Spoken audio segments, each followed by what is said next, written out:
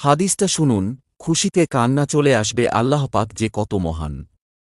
হযরত মূসা একদিন আল্লাহর কাছে জিজ্ঞাসা করলেন, হে প্রভু, আমার অনুসারীদের মধ্যে কে সবচেয়ে বড় পাপী?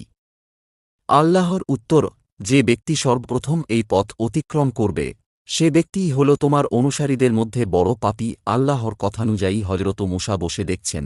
কিছুক্ষণ পর দেখলেন এক ব্যক্তি ছোট একটি ছেলেকে কোলে করে পথ অতিক্রম করছে।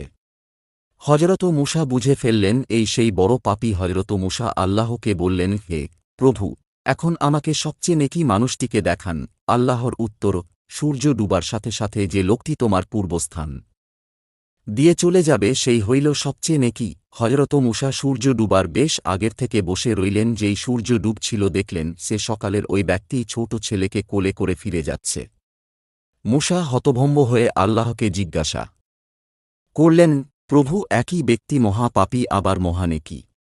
আল্লাহ বললেন, হে মূসা, সকালে যখন এই ব্যক্তি ছেলেকে সাথে নিয়ে তোমাকে অতিক্রম করে জঙ্গলে প্রবেশ করল তখন কোলের ছেলেটি বাবাকে প্রশ্ন করেছিল, বাবা, এই জঙ্গল কত বড়? বাবা উত্তরে বলেছিল, অনেক বড়।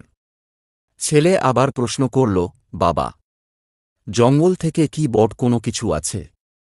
তখন বাবা বলেছিল, হ্যাঁ বাবা, ওই পাহাড়গুলো জঙ্গল থেকে বড়। ছেলে পুনরায় প্রশ্ন করল, পাহাড় থেকে কি বড় কিছু আছে? বাবা বলল, আছে এই আকাশ। ছেলে আবার প্রশ্ন করল, আকাশ থেকে কি বড় কিছু আছে? সেই ব্যক্তি বলল, হ্যাঁ, আমার পাপ এই আকাশ থেকেও বড়। ছেলে বাবার এ উত্তর শুনে বলল, বাবা, তোমার পাপ থেকে বড় কি কোনো কিছু নেই? তখন বাবাটি চিৎকার দিয়ে ছেলেটিকে জড়িয়ে ধরে কাঁদতে কাঁদতে বলল, আমার পাপ থেকেও অনেক অনেক বড় আমাদের আল্লাহর রহমত।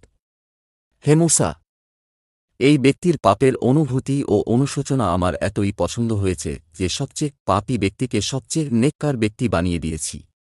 মনে রেখো, আমার শাস্তির হাত থেকে ক্ষমার হাত বহুগুণ বড়। হে আল্লাহ, আপনি আমাদের সকলকে পিছনের গুনাহসমূহ ক্ষমা করে সামনের দিনগুলোকে সত্যপথে চলার তৌফিক দান করুন। আমিন। রাসূল শাখ বলেন, আল্লাহ ওই ব্যক্তির চেহারা উজ্জ্বল করে দেন যে আমার কোনো হাদিস শুনেছে অতঃপর অন্যের কাছে